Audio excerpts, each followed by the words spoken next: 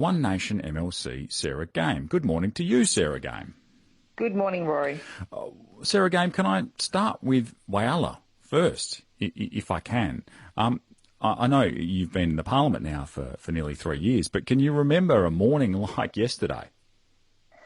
No, I can't. It certainly was an experience, but I'm really happy that everything has panned out the way that it has. I mean, obviously, the Steelworks there is the main employer for the community of Whyalla. I think there's just over 20,000 people in Whyalla, and about 3,000 of them are employed at the Steelworks. And I think that the government has absolutely done the right thing in taking every step to ensure that we protect those workers and that we do everything we can to ensure people are being paid and that the community survives. So you're satisfied with the way this was handled, given the situation?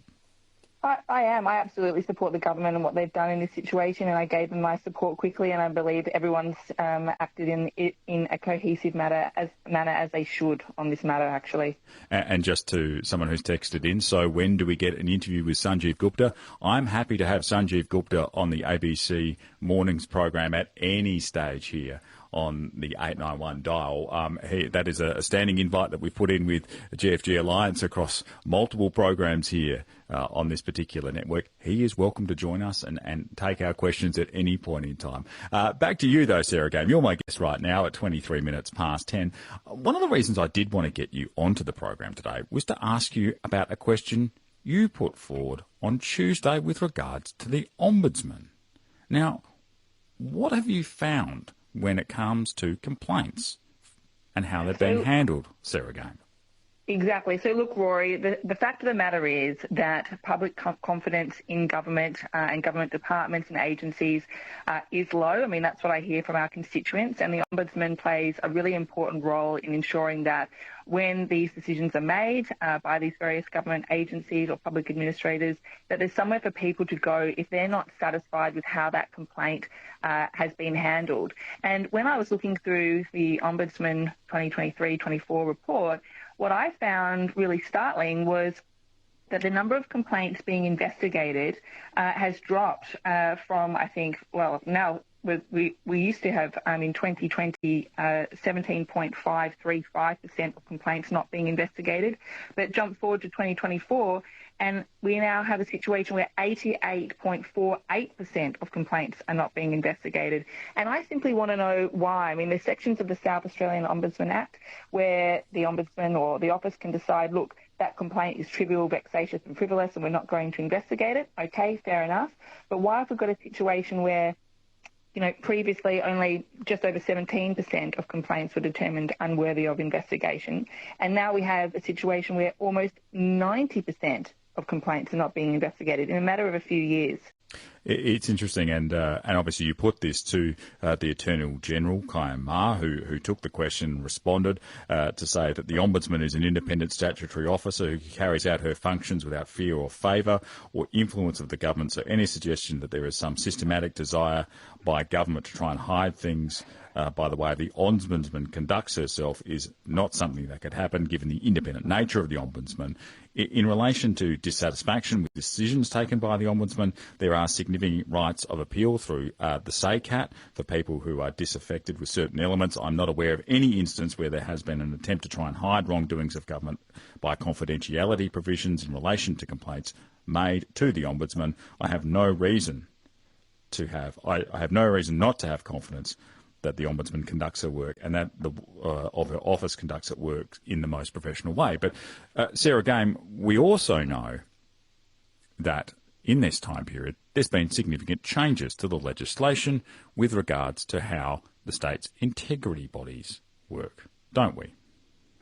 Well, we do. I mean, we know that obviously back in 21 there was the changes to the ICAC legislation and we dramatically reduced the definition of corruption, and we also largely took away ICAC's ability to initiate their own investigations and indeed restricted them largely in what they could communicate to the public. And certainly that's something I've been vocal about and in fact drafted my own piece of legislation to restore powers back to ICAC.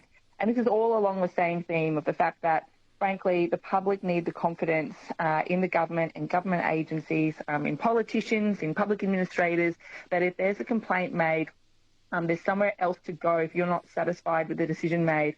And so although I accept, the explanation by the attorney, he does need to provide the public with an explanation about why we have a situation where when the public goes to the Ombudsman office, for which we fund, the taxpayer is funding this office millions of dollars a year, and the funding has remained largely the same over the years. We have a situation where the number of complaints being made is fairly static. I think it has increased a little bit, maybe 20% over the last 5 years. But now we have this dramatic decrease where you've only got a 10% chance, essentially, of your complaint being investigated by the Ombudsman. Let's go back a few years, and you had a more than 80% chance that your complaint was going to be investigated. And the other concerning aspect is when you take your complaint to the Ombudsman and it is not investigated, you are then bound by a confidentiality clause in the Act to not speak about it. You can't complain. You can't say, look, I've taken my complaint to the Ombudsman. You can't take it public. You can't take it public. And we need to understand why have we got this dramatic change in percentage of complaints being determined to be trivial, vexatious or frivolous and unworthy of being investigated, especially when you look at the sort of complaints they're having. I mean, some of the complaints will relate to homeless, that I looked through in the Ombudsman report, relate to homeless people. There was a man who was had, I think, a leg amputated, and he was looking for housing. He'd contacted a number of agencies about where to go. He was about to be released from hospital. He had nowhere to live. In that case, the Ombudsman did look into the matter, and I believe it was resolved. There were other complaints about local health network staff accessing medical information when maybe they didn't need to. So some of these complaints are very serious, and we just want assurance that all the complaints that need to be looked into are. And when you have statistics that show that there's almost a 90% chance your complaint won't be looked into, and then you'll be gagged from speaking about it legally, I think we need an explanation about why that's happening, Rory. And Sarah Game, before I let you go, we started the week talking about LIV Golf. Now, why have you offered support to the state government for its plans for LIV Golf in South Australia? Well, look, I'm not shy about saying that I'm not a massive sporting fan, and I don't know much about golf, and I actually haven't been to LIV Golf, although I was planning on going, but I was held up with my children. So my motivation for lending my support, which I'm really happy to do, is just on the factual basis that this is bringing money into the state. We're obviously at risk of losing a really great event that is benefiting small business and having a flow-on effect to others in a cost of living crisis interstate. And I'm happy to offer my support to ensure that we keep those types of events in South Australia, and that South Australia is the one that prospers. Were you promised anything by the government? Unfortunately, it doesn't work that way. It doesn't work that way for me anyway, Rory, but there is a mutual relationship where, you are expected to conduct yourself in a manner that is right and do the right thing. And so certainly the government and I, as you've just heard, we don't agree on everything. But where we can agree, I will work collaboratively with them for the benefit of South Australia. Sarah Game, thank you very much for your time this morning. Thanks so much, Rory.